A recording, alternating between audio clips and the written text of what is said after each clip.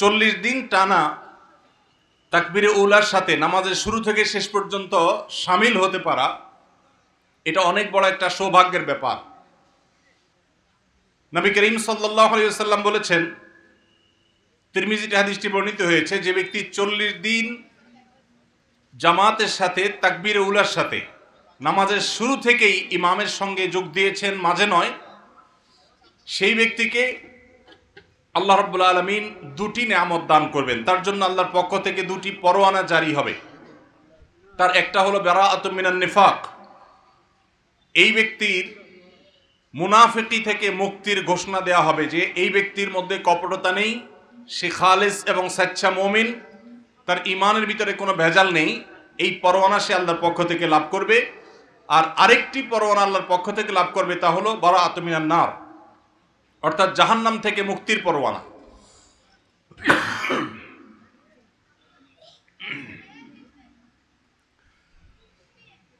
একজন মুসলমানের জীবনে এই দুটি প্রাপ্তি, এর চাইতে বড় কোনো প্রাপ্তির বিষয় আর হতে পারে না। একদিক থেকে সচ্চা মুসলমান, খাঁটি মুসলমান হওয়ার সার্টিফিকেট, অপর দিক থেকে জাহান্নাম থেকে মুক্ত হওয়ার সার্টিফিকেট। যারা টানা 40 দিন তাকবীরে উলার সাথে নামাজের শুরু থেকে শেষ পর্যন্ত ইমামের সাথে জামাতে শামিল হতে পেরেছে, সেই মানুষগুলোর জন্য এই সৌভাগ্যের ঘোষণা দিয়েছেন আমাদের প্রিয় নবী সাল্লাল্লাহু আলাইহি সাল্লাম। সম্মানিত উপস্থিতি, আজকে সেরকম সৌভাগ্যবান কিছু তরুণের হাতে, কিছু যুবকের হাতে আমরা পুরস্কার তুলে দিব। সন্দেহাতীতভাবে এটি ব্যতিক্রম একটি দৃষ্টান্ত, অসাধারণ এবং অনুসরণীয় একটি উদ্যোগ। আমি অনুষ্ঠানের শুরুতেই যে সমস্ত ব্যক্তিবর্গ এর পেছনে নেপথ্যের নায়কের ভূমিকা পালন করেছেন, যাদের শ্রম, মেধা, অর্থ এখানে ব্যয় হয়েছে, আল্লাহ রাব্বুল আলামিন তাদের সবাইকে এর জন্য সর্বোত্তম বিনিময় দান করুন। যে যুবক টানা 40 দিন জামাতের সাথে নামাজ পড়তে পারবে, সেই যুবক যে একজন পরিশ্রমী, তার মধ্যে যে নিয়মানুবর্তিতা রয়েছে, তার মধ্যে যে কোনো কাজে লেগে থাকার মানসিকতা রয়েছে, তার যে সময় জ্ঞান রয়েছে, তার যে আরো অনেক কোয়ালিটি রয়েছে, এই 40 দিন জামাতের সাথে তাকবীরে উলার সাথে নামাজে শামিল হওয়ার মধ্য দিয়ে সেটি সে প্রমাণ করতে পারে। সম্মানিত উপস্থিতি, একজন অলস, একজন অকর্মণ্য মানুষ তার দ্বারা 40 দিন টানা 5 ওয়াক্ত নামাজে প্রত্যেক ওয়াক্তই সময় মতো হাজির হয়ে তাকবীরে উলার সাথে জামাতে নামাজ পড়া সম্ভব নয়। আমরা অনেকেই হয়তো জানি, আমাদের প্রাণের নবী, প্রিয় নবী সাল্লাল্লাহু আলাইহি ওয়াসাল্লাম আল্লাহর কাছে যে সমস্ত বিষয় থেকে পানাহ চেয়েছেন, আশ্রয় চেয়েছেন, যেসব বিষয় থেকে তিনি মুক্তি চেয়েছেন, তার মধ্যে থেকে একটি হলো অলসতা। তিনি দোয়া করতেন, আল্লাহুম্মা ইন্নী আউযু বিকা মিনাল আজজি ওয়াল কাসাল, আল্লাহ আপনার কাছে আমি অক্ষমতা থেকে, অলসতা থেকে পানাহ চাই। সম্মানিত যুবক এবং তরুণ বন্ধুরা আমার, আমাদের সমাজে অনেককে দেখবেন তারা অলস, তারা অকর্মণ্য, তারা বাবার হোটেলে খান, তারা কোনো পরিশ্রম করতে রাজি নন। বিশেষ করে আমাদের এই অঞ্চলে, এ বৃহত্তর নোয়াখালী অঞ্চলে অনেকেরই ভাই বাবা বিদেশে আছেন, প্রবাসে আছেন, সেখান থেকে টাকা পাঠাচ্ছেন। আর দেশে যে আছেন সে টোটো করে ঘুরে বেড়াচ্ছেন, আড্ডাবাজি করছেন, চায়ের দোকানে, বিভিন্ন বাজারে বাজারে ঘুরছেন এবং ক্লাবে ক্লাবে ঘুরছেন এবং সময় নষ্ট করছেন। আমরা সেই ধর্মের অনুসারী, যেই ধর্মে অলসতার কোনো সুযোগ নেই। 40 দিন টানা তাকবীরে উলার সাথে নামাজ পড়তে পারা, এটা তো রীতিমতো আমাদের সেনাবাহিনীর সদস্যরা যেরকম ট্রেনিং নিয়ে থাকে, সেরকম ট্রেনিংগুলোর মতো অত্যন্ত কষ্টসাধ্য একটা ট্রেনিংয়ের মতো। আমি আবারও বলতে চাই, টানা 40 দিন যিনি 5 ওয়াক্ত নামাজ নিয়মিত জামাতের সাথে আদায় করতে পেরেছেন, এই লোকটা পরিশ্রমী, এই লোকটার সময় জ্ঞান আছে, এই লোকটা অত্যন্ত সিরিয়াস যে কোনো কাজে, এবং তার মধ্যে অলসতা নেই, তিনি নিয়মানুবর্তী, আরো অনেক যোগ্যতা একসাথে তার মধ্যে রয়েছে। এই জিনিসকে তিনি প্রমাণ করতে পারছেন। আমরা যারা এই অ্যাচিভমেন্ট করতে পারি নাই, আমি আজকের অনুষ্ঠানের মাধ্যমে তাদেরকে বলবো, আসুন এর জন্য আমরা চ্যালেঞ্জ গ্রহণ করি। সবাই চেষ্টা করতে পারি তো ইনশাআল্লাহ? আল্লাহ তাআলা আমাদের সবাইকে জীবনে একবার হলেও প্রিয় নবী সাল্লাল্লাহু আলাইহি সাল্লামের এই গুরুত্বপূর্ণ সুন্নাহর উপরে, এই নির্দেশনার উপরে আমল করার তৌফিক দান করুন। সম্মানিত উপস্থিতি, আজ আমাদের সমাজে তরুণদের দিকে তাকালে আমরা নানা কারণে দুশ্চিন্তায় পড়ে যাই, আমরা নানা কারণে পেরেশান হয়ে পড়ি। শুধুমাত্র এই বছর এসএসসি এবং দাখিল পরীক্ষার ফলাফল প্রকাশের পর 8 থেকে 10 জন শিক্ষার্থী অকৃতকার্য হওয়ার কারণে আত্মহননের পথে পা বাড়িয়েছে। প্রত্যেকটি পাবলিক পরীক্ষার ফলাফল প্রকাশের পর এই ধরনের অনাকাঙ্ক্ষিত ঘটনা আমরা শুনতে পাই। আমাদের মধ্যে যারা বয়সে তরুণ, সে সমস্ত তরুণ এবং যুবক বন্ধুদেরকে বলতে চাই, মা বাবা একটি সন্তানকে তিল তিল করে কিভাবে গড়ে তোলেন, কিভাবে তাদেরকে মানুষের মতো মানুষ করেন, তার জন্য তাদের কত শ্রম, কত মেধা, কত ভালোবাসা, কত তাদের অবদান এর পেছনে তাদের থাকে, সেটি আমরা অনেকে বুঝতে পারি না। আর যার কারণে আমরা সামান্য একটু দুশ্চিন্তায়, সামান্য একটু বিপদে আমরা আত্মহননের পথে পা বাড়াই। অথচ আমরা জানি ইসলাম যে সমস্ত বিষয়গুলোকে মহাপাপ হিসাবে, সবচেয়ে বড় অপরাধ হিসাবে গণ্য করেছে, সেই বড় অপরাধগুলোর মধ্যে থেকে একটা হলো আত্মহত্যা। আত্মহত্যা কেন মহাপাপ? কারণ একজন মানুষ আত্মহত্যা তখনই করে যখন সে সকল আশা ছেড়ে দেয়। একজন ইমানদার তিনি কখনো নিরাশ হওয়ার কোনো সুযোগ নেই। ইমানদার কখনো আশা ছাড়তে পারে না। সমস্ত দুয়ার বন্ধ হয়ে গেলেও, সকল পথ বন্ধ হয়ে গেলেও, আমার দেয়ালে পিঠ ঠেকে গেলেও আল্লাহ রাব্বুল আলামিন ওই জায়গা থেকে আমাকে ব্যাক করাতে পারেন কি পারেন না? আল্লাহর কাছে অসম্ভব বলতে কিছু আছে? এই পৃথিবীতে শত সহস্র মিরাকল, শত সহস্র অলৌকিক ঘটনা আমাদের চোখের সামনে দিয়ে অনবরত ঘটে। আমরা একটু চোখ মেলে তাকালেই দেখতে পাবো বহু অসম্ভব ধরনের কঠিন কঠিন ঘটনার সাক্ষী আমাদের এই দুই চোখ। অতএব আমরা সর্বাবস্থা আল্লাহর প্রতি আস্থাশীল থাকব। আমাদের জীবনে পরীক্ষা সামগ্রিক জীবনের তুলনায় খুবই ক্ষুদ্র একটি পার্ট জীবনের। অতএব এটাই জীবনের একমাত্র বিষয় নয়। এই পরীক্ষাকে কেন্দ্র করে যারা ডিপ্রেসড হয়ে যাচ্ছেন, যারা দুশ্চিন্তায় পড়ে যাচ্ছেন, বা কেউ কোনো কারণে সমাজে অপমানিত হয়ে আত্মহননের পথে পা বাড়াবার মতো এরকম মহা অপরাধের চিন্তা যারা করছেন, তাদেরকে বলতে চাই, আল্লাহ তাআলা বলেছেন কোরআনে কারীমে, ওয়ালা ইয়াসমির রাউহিল্লাহি ইল্লাল কওমুল কাফিরুন, আল্লাহর রহমত থেকে যারা অবিশ্বাসী, যারা বেঈমান, তারা ছাড়া কেউ কখনো নিরাশ হতে পারে না। যাদের আল্লাহর প্রতি বিশ্বাস নেই তারা আশা ছেড়ে দিতে পারে, কিন্তু আপনি আমি যারা আল্লাহর প্রতি বিশ্বাস করি, আমরা ভরসা করব আল্লাহর প্রতি যে আমার দেয়ালে পিঠ ঠেকে গেছে, একটা বিপদ হয়েছে, আরেকটা সুদিন আমার আসবে, একটি সমস্যা হয়েছে, বহু সুবিধা আমার জীবনে আসবে। আল্লাহ বলেছেন ইন্নামা আল উসরি ইউসরা, নিশ্চয়ই কষ্টের সাথেই মানুষের সুখ রয়েছে, দুঃখের সাথেই সুখ রয়েছে, মানুষের বিপদের সাথেই মানুষের বিপদ মুক্তির উপায়ও রয়েছে। এই জন্য একজন ইমানদার কখনো ডিপ্রেশনে পড়তে পারে না। সময়ত উপস্থিতি, আজ আমাদের তরুণ প্রজন্মের সামনে শত সহস্র বাধা রয়েছে। এর মধ্যে সবচেয়ে বড় বাধা হলো মাদকের বাধা। আজ আমি কয়েকটি মাদকের কথা আপনাদের সঙ্গে শেয়ার করতে চাই, যে মাদকগুলো আমাদের তরুণদেরকে ধ্বংস করে দিচ্ছে, যে মাদকগুলো আমাদের ক্যারিয়ার ধ্বংস করছে, যে মাদক আমাদের পরিবারগুলোকে ভেঙে খান খান করে দিচ্ছে, যেই মাদকতা আমাদের সমাজকে নষ্টের শেষ জায়গায় পৌঁছে দিচ্ছে, অতল তলে হারিয়ে দিচ্ছে। সেই মাদকগুলোর মধ্যে থেকে সর্বপ্রথম এবং প্রধান হলো খোঁজ যে মাদকদ্রব্য আছে সেগুলো। আজ মাদকদ্রব্য আমাদের অনেক ভালো এবং সম্ভ্রান্ত পরিবারের ছেলেদেরকে, মেয়েদেরকে ধ্বংসের দ্বারপ্রান্তে নিয়ে যাচ্ছে। বহু বাবা মায়ের চোখের পানি পড়ছে, বহু সন্তানের জীবন ধ্বংস হচ্ছে। কিন্তু এর শুরু যখন হয় তখন আমরা অনেকে টের পাই না। বিশেষ করে যারা বয়সে তরুণ, তাদেরকে বলতে চাই, কেন ইসলাম বলেছে অসৎ সঙ্গে সর্বনাশ? কেন আল্লাহ সুবহানাহু ওয়া তাআলা কোরআন নির্দেশ করেছেন ইয়া আইয়ুহাল্লাযীনা আমানুত্তাকুল্লাহ ওয়া কুনু মা'আস সাদিকিন, হে ঈমানদারেরা, হে মুসলিম সদস্যরা, তোমরা সব সময় আল্লাহর তাকওয়া অবলম্বন করবে, আর এটার জন্য সত্যবাদী, ভালো, নিষ্ঠাবান এবং খালিস ভালো মানুষদের সান্নিধ্য এবং তাদের সংস্রব গ্রহণ করবে। আমরা যারা বয়সে তরুণ, আমরা লক্ষ্য রাখবো আমরা কাদের সাথে মিশছি। আমি যাকে বন্ধু হিসাবে গ্রহণ করছি, আমি যার সাথে মিশছি, যার সাথে উঠা বসা করছি, সে ভালো মানুষ কিনা, সে ভালো মুসলিম কিনা, সে 5 ওয়াক্ত নামাজ পড়ে কিনা।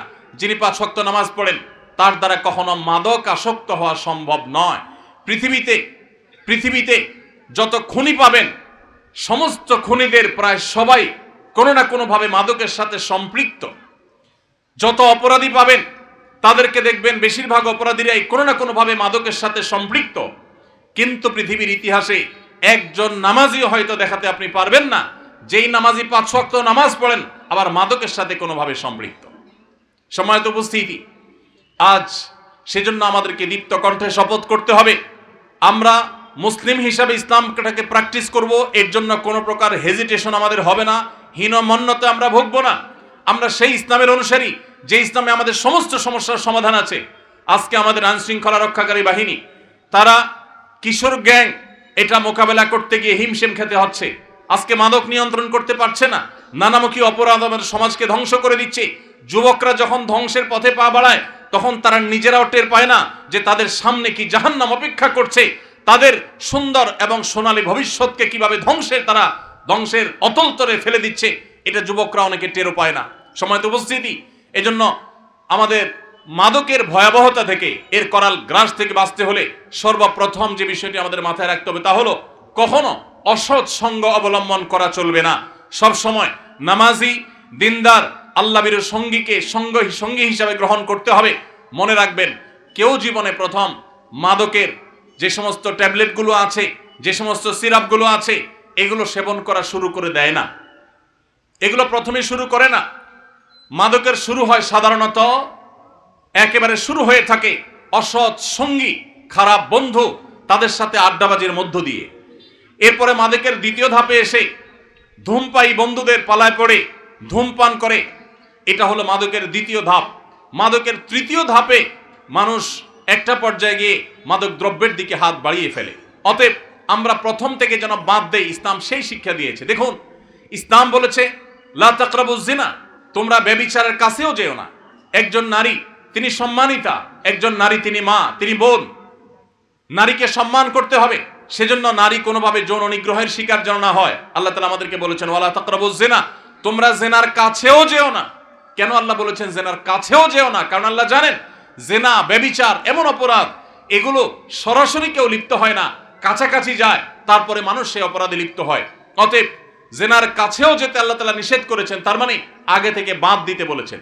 আপনি কোনো অপরাধ এর দিকে পা বাড়াতে পারেন, কোনো অপরাধের দিকে আপনি ধাবিত হতে পারেন, তার পথগুলো আগে থেকে রুদ্ধ করা এবং বন্ধ করার নির্দেশ কিন্তু ইসলাম দিয়েছে। সম্মানিত উপস্থিতি, এজন্য সমস্ত অপরাধ এগুলো আগে থেকে বন্ধ করার, আগে থেকে সেগুলোর দ্বারগুলোকে বন্ধ করার নির্দেশনা ইসলাম দিয়েছে। আপনি দেখবেন আজ এই ভোগবাদী সমাজে একদিকে বিজ্ঞাপনী বিলবোর্ডে, একদিকে সংবাদের মাধ্যম নামে, একদিকে বিনোদনের নামে, শিক্ষার নামে, নানা নামে আমাদের যুবকদেরকে ব্যভিচারের পথে প্ররোচিত করা হচ্ছে, তাদেরকে উদ্বুদ্ধ করা হচ্ছে, তাদেরকে নানাভাবে উস্কে দেওয়া হচ্ছে, তাদের চরিত্রকে তারা ঠিক যেন রাখতে না পারে সেভাবে নানাভাবে আজ সংস্কৃতির নামে, বিনোদনের নামে, নাটকের নামে, সিনেমার নামে, বিজ্ঞাপনের নামে, প্রচারের নামে, নিউজের নামে, নানা নামে আজ সেখানে নারীকে উপস্থাপন করা হচ্ছে, যার কারণে যুবকরা বিপদগামী হয়ে যাচ্ছে, ধ্বংসের অতল তলে হারিয়ে যাচ্ছে। আর এই জন্য সমস্ত অপরাধের ব্যাপারে ইসলামের মূল নীতি হলো যে আগে থেকে বাদ দেওয়া। যে অপরাধে আমি পতিত হতে পারি, আগে থেকে সাবধান থাকা। আপনি যদি কোনো খারাপ সঙ্গীর সংস্রবে যান, তাহলে আপনি একসময় মাদক আসক্ত হবেন, আপনি একসময় খুনি হতে পারেন, আপনি একসময় সন্ত্রাসী হতে পারেন। ভাইরা আমার, আমাদের এই প্রিয় স্বদেশকে, প্রিয় মাতৃভূমিকে, এই সোনালী দেশকে যদি আমাদের সাজাতে হয়, মুসলিম হিসাবে মুসলমানের মুখকে যদি উজ্জ্বল করতে হয়, তাহলে আমাদের যুব সমাজকে ঘুরে দাঁড়াবার কোনো বিকল্প পথ খোলা নেই। যুবক ভাইরা, আপনাদেরকেই শপথ করতে হবে, মাদকের বিরুদ্ধে দাঁড়াতে হবে। মনে রাখবেন, মাদক মানুষের বিবেককে ধ্বংস করে দেয়। মানুষের বিবেক লোপ পেয়ে যায় মাদক আসক্তির মাধ্যমে, মাদক সেবনের মাধ্যমে। বিবেক হলো আল্লাহ তাআলার সবচেয়ে বড় নিয়ামত। যেই দ্রব্য গ্রহণ করার মাধ্যমে মানুষ অস্বাভাবিক হয়ে যায়, মানুষ পাগল হয়ে যায়, মানুষ বিকৃত মস্তিষ্ক হয়ে যায়, মানুষের স্বাভাবিকত্ব থাকে না, সেটা কখনো সুখাদ্য, সেটা কখনো সুপানীয় হতে পারে না, সেটা কোনো আদর্শ খাবার বা পানীয় হতে পারে না। কোরআনে আল্লাহ রাব্বুল আলামিন বারবার সাবধান করেছেন, কারণ মানব জাতির ধ্বংসের জিনিসগুলো সম্পর্কে আল্লাহ তাআলা আমাদেরকে সাবধান করেছেন। আল্লাহ তাআলা আমাদের প্রতি দয়ালু। ভাইরা আমার, গোটা পৃথিবীতে যত মানুষ দেখবেন, এর মধ্যে যারাই মাদকের সাথে কোনো না কোনোভাবে ইনভলভ হয়েছেন এবং মাদকাসক্ত হয়েছেন এবং মাদকে ইউজ টু হয়ে গেছেন, এই মানুষগুলো তারা নিজেদের বিপদের কারণ হয়েছে, তারা সমাজের বিপদের কারণ হয়েছে, তারা ধ্বংস টেনে এনেছে নিজের এবং পরিবারের এবং দেশের এবং মানব সভ্যতার ধ্বংস তারা টেনে এনেছে। ইসলাম এমনিতে নিষেধ করেনি। ভাইরা আমার, আপনারা জানেন যে মাদক যারা গ্রহণ করে, এদের বডিতে ইমিউন সিস্টেম উইক হয়ে যায়, দুর্বল হয়ে পড়ে। যারা মাদক আসক্ত থাকে তাদের শরীরে রোগ প্রতিরোধ ক্ষমতা কমে যায়, দুর্বল হয়ে যায়। আমি শুধু একটা ছোট এক্সাম্পল আপনাদেরকে দিতে চাই। এই যে কোভিড-19 হলো, আপনারা দেখেছেন আমেরিকার মতো দেশ, ইটালির মতো দেশ, উন্নত বিভিন্ন দেশগুলো তারা রীতিমতো এই কোভিড-19 এর আঘাতে পর্যুদস্ত হয়ে পড়েছে, তাদের সিস্টেম মুখ থুবড়ে পড়েছে। আমাদের পার্শ্ববর্তী দেশ ভারতের দিল্লিতে লাশ সৎকার করার সিস্টেম ভেঙে পড়েছিল, লাশের স্তূপ হয়ে যাচ্ছিল, লাশ সৎকার করার মতো ব্যবস্থা হচ্ছিল না, সেটা নিয়ন্ত্রণ করা যাচ্ছিল না, এত বেশি মানুষ মারা গেছে। আপনারা অবাক ভরে লক্ষ্য করেছেন তুলনামূলকভাবে মুসলিম দেশগুলো কোভিড-19 এর এই আঘাত থেকে তুলনামূলকভাবে অনেক কম ক্ষতিগ্রস্ত হয়েছে। এবং স্পেশালি আমি যদি বলতে চাই, আমাদের প্রিয় মাতৃভূমি, আমাদের প্রিয় স্বদেশ বাংলাদেশ, এখানে কোভিড-19 কিন্তু উল্লেখযোগ্য তেমন কোনো ক্ষতি হয়নি। আমরা দেখেছি যে ইউরোপিয়ানদের কাছে, আমেরিকানদের কাছে অনেক ভালো মাস্ক ছিল, তাদের কাছে 3 লেয়ারের মাস্ক ছিল, অনেক স্বাস্থ্যসম্মত, এবং তাদের অনেক ভালো ভালো মাস্কের পাশাপাশি আপনার স্যানিটাইজার ছিল, তাদের হসপিটাল, তাদের চিকিৎসা ব্যবস্থা সবকিছু উন্নত ছিল। আমাদের এই গরিব দেশ ভালো মাস্কও ছিল না, ভালো আমাদের আপনার স্যানিটাইজারও ছিল না, আমাদের হসপিটাল, আমাদের অন্যান্য যে সমস্ত সাপোর্টগুলোর দরকার হয় সেগুলোর যথেষ্ট কম আছে জনসংখ্যার তুলনায়, আমরা সবাই জানি।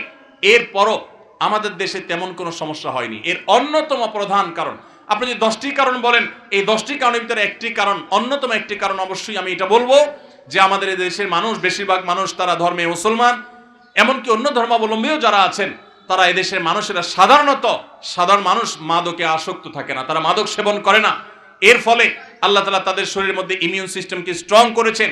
আপনি মিডল ইস্ট লক্ষ্য করবেন, সৌদি আরব, আপনি আরব আমিরাত এবং যে সমস্ত মুসলিম দেশগুলো, বিশেষ করে যে সমস্ত দেশগুলোতে, সৌদি আরবের কথা স্পেশালি বলতে পারি, আরো যে সমস্ত মুসলিম দেশগুলোতে সাধারণ মানুষের মধ্যে মাদক সেবনের পরিমাণ কম বা এর হারটা কম, আপনি লক্ষ্য করে দেখবেন কোভিড-19 তারা সবচেয়ে কম সাফার করেছে, কারণ তাদের ইমিউনিটি স্ট্রং ছিল।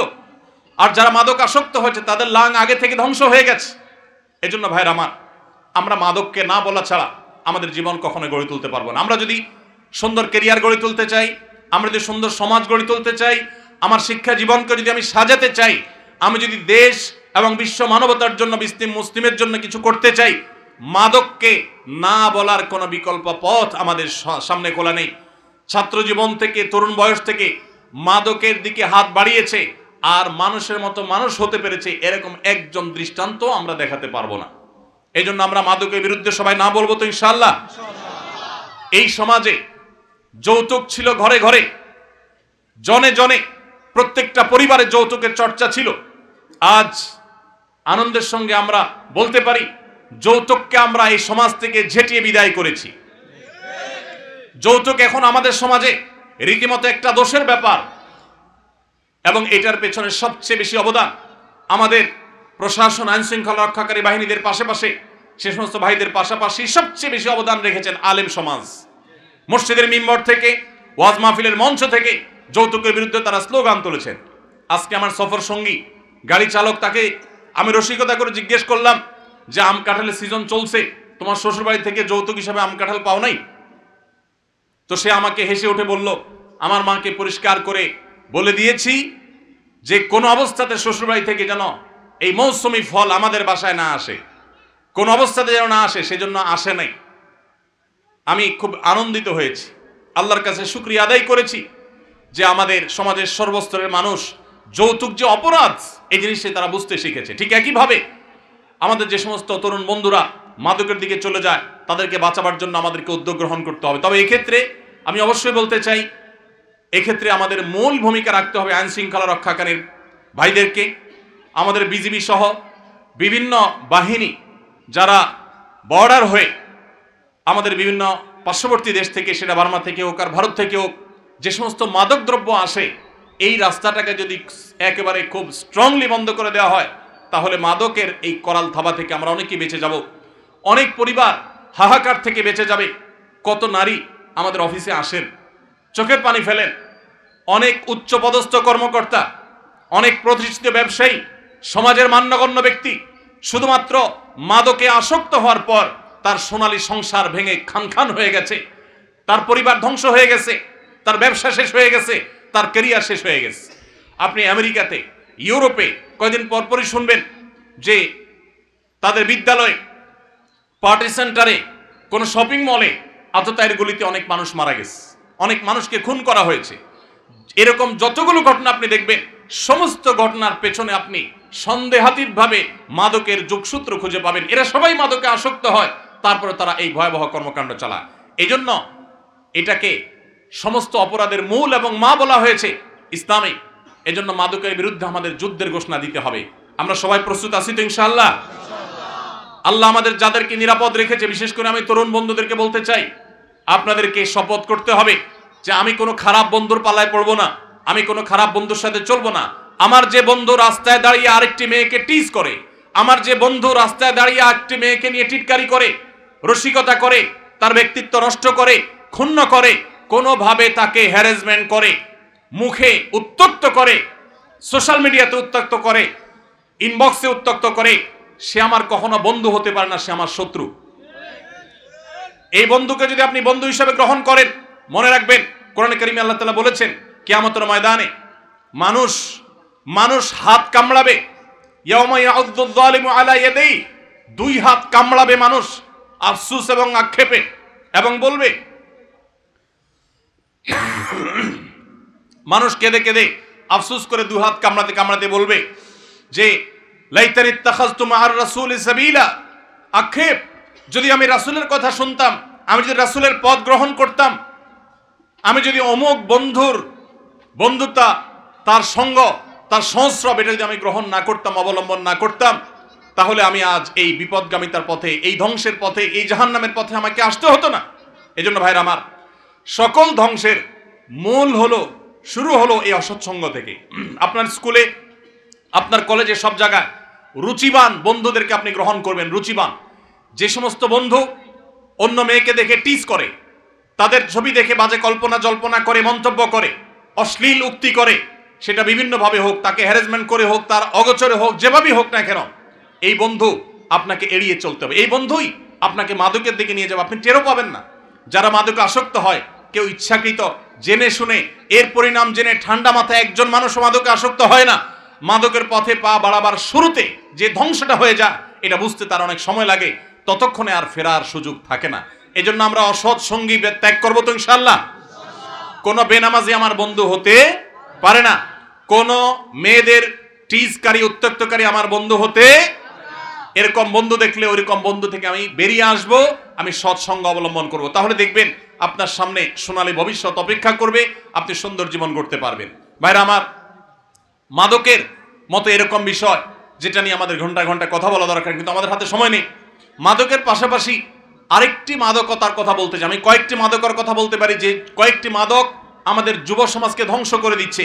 এর মধ্যে একটা হলো মাদক দ্রব্য, যেটা বিভিন্নভাবে আমাদের শরীরে অনেকে গ্রহণ করে থাকেন। আর দ্বিতীয় মাদক হলো মোবাইলের মাদক, স্মার্টফোনের মাদক। আমাদের তরুণদেরকে ধ্বংস করছে এই মাদক। আমি প্রায় বলার চেষ্টা করি, দেখুন, দুনিয়াতে এই মোবাইলের ভার বহন করা যত সহজ, কিয়ামতের ময়দানে এর দায়ভার বহন করা এত সহজ হবে না। এই মোবাইল থেকে আপনি যত অপকর্ম করতে পারেন, আজকের পৃথিবীতে অন্য কোনো ডিভাইস থেকে এত বেশি অপকর্ম করা সম্ভব নয়। মোবাইল যদি কারোর নিয়ন্ত্রণহীন ব্যবহার করেন, কারোর যদি মোবাইল ব্যবহারে ন্যূনতম মাত্রা জ্ঞান না থাকে, মনে রাখবেন এর দ্বারা জীবনে কোনো কিছুই সম্ভব নয়। ভাইরা আমার, আমরা বিশেষ করে সোশ্যাল মিডিয়াতে অনেক বেশি আসক্ত। আমি আমার কথা আপনাদেরকে শেয়ার করতে চাই। আমার এই সেটে ফেসবুক বা ইউটিউবের কোনো অ্যাপ নেই। আপনারা জানেন আমার একটা ভেরিফাইড ফেসবুক পেজ আছে, আমার ভেরিফাইড ইউটিউব চ্যানেল আছে, আমার ফাউন্ডেশনের কার্যক্রম সোশ্যাল মিডিয়ার মাধ্যমে আমি পরিচালনা করতে হয়, কিন্তু মোবাইলে আমি সেগুলো করি না। কেন? কারণ মোবাইলে যদি সোশ্যাল মিডিয়ার অ্যাপগুলো থাকে, তখন প্রয়োজনে অপ্রয়োজনে ব্যবহার করা হয়, সময়ের অপচয় হয়। আমাদের জীবনটা অনেক দামি, অনেক মূল্যবান। এই যৌবন বয়সে আমাদের সমাজকে, আমাদের পরিবারকে, বিশ্ব মানবতাকে, মুসলিম জাতিকে অনেক কিছু দেওয়ার সুযোগ আছে, কিন্তু এই মোবাইল ফোনের আসক্তি আমার সব কিছুকে ধ্বংস করে দিচ্ছে। অতএব এটাকে নিয়ন্ত্রণ করার চেষ্টা করতে হবে। মনে রাখবেন, মোবাইল ফোনে আসক্ত কোনো মানুষ দ্বারা জীবনে বড় কোনো কাজ করা সম্ভব নয়। আমি বাংলাদেশের প্রথম সারির একটা ব্যবসা প্রতিষ্ঠান, 1, 2, 3 হবে, 1, 2, 3 এর মধ্যে থাকবে, এরকম একটা ব্যবসা প্রতিষ্ঠানের মালিকের সাথে, মালিক পক্ষের সাথে একটা মিট ছিল আমার। সেই মিটিংয়ে আমাকে যিনি পরিচয় করা দিচ্ছেন, তিনি পরিচয় করাতে গিয়ে বলেছেন যে হুজুরের অনেক বক্তব্য সোশ্যাল মিডিয়াতে আছে ইত্যাদি ইত্যাদি। তখন ওই ভদ্রলোক তিনি বললেন যে সরি, আমি ওনাকে চিনতে পারি নাই। তো আমাকে যখন উনি চিনে নাই, স্বাভাবিকভাবে আমার কাছে একটু খারাপ লাগায় কাজ করছে। লোকটা আমাকে চিনলো না, প্রথম সারির ব্যবসায়ী, আর আমাকে চিনলো না, তার মানে তার সোশ্যাল মিডিয়াতে কোনো বিচরণ নাই। তখন উনি সাথে সাথেই নিশ্চিত করলেন যে ভাই, সত্যি বলতে আমার ফেসবুক বা ইউটিউবে কখনো ঢোকার সুযোগ হয় না, এবং এই অ্যাপগুলোই মোবাইলে নাই। তার এই কথা শোনার পর আমার আবার ওই যেটুকু কষ্ট হয়েছে সেটুকু ভালো লাগায় পরিণত হয়ে গেছে এবং রূপান্তর হয়ে গেছে। কোনো প্রতিষ্ঠিত কিছু করা সম্ভব হয়েছে, মোবাইলে আসক্ত ছিল সে, এটা কোনোদিনই সম্ভব নয়। যারা মোবাইলে সারাদিন ঘন্টাকে ঘন্টা স্ক্রল করতে থাকেন এইভাবে, অনুবীক্ষণ যন্ত্র দিয়ে যদি দেখা হয় তাহলে আমাদের আঙ্গুলের এই জায়গাটা দেখা যাবে ক্ষয় হয়ে গেছে। কারণ এই মোবাইল স্ক্রিনে এই পরিমাণ ঘষা হয়, ঘষতে ঘষতে ঘষতে ঘষতে আপনি লক্ষ্য করবেন ফেসবুক বা ইউটিউবে আপনি যখন এগুলো টানতে থাকেন, এটার কোনো এন্ডিং নাই, শেষে এসে ঘুরতে থাকে, মানে লোড হচ্ছে, আপনি অপেক্ষা করেন। কোনো এন্ডিং আছে? এন্ডিং নেই। তার মানে কি, এটা মানুষের জীবনের জন্য ধ্বংসাত্মক, অর্থাৎ এই নেশা, আসক্তি। আপনি সোশ্যাল মিডিয়া ব্যবহার করেন, মোবাইলকে আপনি ব্যবহার করেন, মোবাইল যদি আপনাকে ব্যবহার করে তাহলে আপনার ধ্বংস নিশ্চিত। অতএব কোনোভাবেই আপনি মোবাইলের আসক্তি থেকে বের হতে না পারলে আপনার জীবনে ভালো কিছু করা সম্ভব হবে না। সবাই মোবাইলের আসক্তি থেকে বের হয়ে আসবে তো ইনশাআল্লাহ। এই জন্য প্রথমত যারা ছাত্র মানুষ তারা সাধারণত বাটন ফোন খুব বেশি দরকার হলে ব্যবহার করবেন, স্মার্টফোনে যাবেন না। আমি প্রায় সময় বিভিন্ন জায়গায় শেয়ার করার চেষ্টা করি। আমার 17 বছরের ছেলে আলহামদুলিল্লাহ এসএসসি পরীক্ষা দিয়েছে, হাফেজ হয়েছে, মাদ্রাসা পড়ছে। আমার এই ছেলে, তার কোনো ফোন নাই, কোচিংয়ে যায়, পড়তে যায়, তার কোনো ফোনের প্রয়োজন হয় না। অতি সম্প্রতি একটা বাটন ফোন তাকে দেওয়া হয়েছে সীমিত সময়ের জন্য, এবং এটাতে সে হ্যাপি। এমন না যে তার মনে কষ্ট আছে, সে নিজেই চায় না তার কোনো ফোন থাকুক, কারণ এই ফোন আমাদের সোনালী জীবনকে ধ্বংস করে দিবে। ভাইরা, আমাদের এই শক্ত সিদ্ধান্ত গ্রহণ করতে হবে, বাটন ফোনে চলে আসতে হবে। আপনি যদি 6 মাস বাটন ফোনে চলে আসতে পারেন, দেখবেন ওই আসক্তি থেকে বাঁচা আপনার জন্য সহজ হয়েছে। এবং যদি সম্ভব হয় আপনি মোবাইলটা হয় বিক্রি করে ফেলেন, না হয় জমা দেন, কিছুদিনের জন্য কষ্ট হবে, এরপর দেখবেন আপনি অত্যন্ত সুন্দর একটা জীবন যাপন করছেন। সবাই চেষ্টা করতে পারি তো ইনশাআল্লাহ। আল্লাহ তাআলা আমাদেরকে মোবাইলের মাদকতা থেকে বেঁচে থাকার তৌফিক দান করুন, সোশ্যাল মিডিয়ার মাদকতা থেকে বেঁচে থাকার তৌফিক দান করুন। ভাইরা আমার, তৃতীয় মাদকতা হলো আমাদের যৌবনের যে উচ্ছলতা। এই উচ্ছলতার ফলে অনেকে আমরা মেয়েদের প্রতি আসক্ত হয়ে তাদের সাথে অবৈধ সম্পর্কে লিপ্ত হয়ে যাই। বিশেষ করে পশ্চিমা সভ্যতার যে থাবা, এই থাবা মিডিয়ার মাধ্যমে, নাটকের মাধ্যমে, সিনেমার মাধ্যমে, নানা মাধ্যমে আমাদের সমাজে ছেয়ে গেছে, যার কারণে আমাদের তরুণদের চরিত্র ধ্বংসের দ্বারপ্রান্তে চলে গেছে। আমি আপনাদেরকে আজ উদাত্ত আহ্বান করতে চাই, আপনার চরিত্রকে আপনি হেফাজত করুন। আমাদের প্রিয় নবী সাল্লাল্লাহু আলাইহি সাল্লাম বলেছেন, যে ব্যক্তি তার দুটি অঙ্গকে হেফাজত করার, এটাকে অপাত্রে ব্যবহার না করার ব্যাপারে সংকল্প করবে আর এই দুটি অঙ্গের দায়িত্ব নিবে, নবী সাল্লাল্লাহু আলাইহি সাল্লাম বলেছেন আমি তার জান্নাতের দায়িত্ব নিলাম। তার একটি হলো ঠোঁট, মুখ। এই মুখ দিয়ে সে কখনো মাদক গ্রহণ করবে না, মুখ দিয়ে মিথ্যা বলবে না, মুখ দিয়ে গালমন্দ করবে না, মুখ দিয়ে মন্দ কথা বলবে না, গায়ের জোর খাটাবে না, মাস্তানি খাটাবে না, গুন্ডামি করবে না, অপরাধ করবে না, বেয়াদবি করবে না, এই মুখ দিয়ে কোনো অন্যায় করবে না। এবং সে তার লজ্জাস্থানকে যদি কন্ট্রোল করতে পারে, তার ইজ্জতকে, সম্ভ্রমকে যদি সে নিয়ন্ত্রণ করতে পারে, বৈধ বিবাহের আগ পর্যন্ত সে হারাম কোনো রিলেশন, অবৈধ প্রেম, অবৈধ ভালোবাসার পথে যদি সে না পা বাড়ায়, এই ব্যক্তিকে নবী করিম সাল্লাল্লাহু আলাইহি সাল্লাম জান্নাতের গ্যারান্টি নেওয়ার কথা বলেছেন। অতএব এই মাদকতা থেকেও আমাদেরকে মুক্ত হতে হবে। এটি ছাড়া আমরা কখনো আদর্শ মুসলমান হতে পারবো না। আল্লাহ তাআলা আমাদের সবাইকে সব ধরনের মাদকতা থেকে, সব ধরনের ভয়াবহ থাবা থেকে, সব ধরনের এডিকশন থেকে, সব ধরনের আসক্তি থেকে আমাদের যুব সমাজকে বেঁচে থাকার তৌফিক দান করুন। আমরা সবাই মাদক থেকে দূরে থাকার চেষ্টা করবো তো ইনশাআল্লাহ।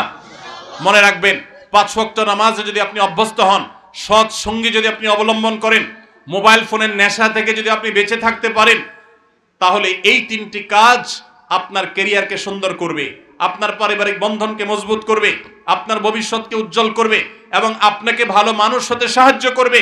আপনি আদর্শ যুবক হতে পারবেন, আপনি সফল মানুষ হতে পারবেন। মনে রাখবেন, আমার ডানে বামে যারা বসে আছেন তারা অনেকেই আপন আপন জায়গায় তাদের ক্যারিয়ারে তারা সফল মানুষ। আপনি লক্ষ্য করে দেখবেন, তাদের সাথে কথা বলে দেখেন, ছাত্র জীবনে তারা কেউ, তখন তো স্মার্টফোন আবিষ্কার হয়নি বা স্মার্টফোনের ব্যবহার ছিল না সেভাবে, তারা কেউ কিন্তু এ জাতীয় কোনো বিষয়ে আসক্ত ছিলেন না। ছাত্র জীবনে যারা এই সমস্ত বিষয়ে, আমি যে কয়েকটা মাদকের কথা বললাম, এই সমস্ত মাদকতায় যারা আসক্ত থাকেন, এদের দ্বারা জীবনে কোনো কিছুই করা সম্ভব হয় না। তাদের দুনিয়াও ধ্বংস, আখিরাতও ধ্বংস। একটা সময় আফসোস করে তখন আর ব্যাক করার, পেছনে আসার কোনো সুযোগ থাকে না।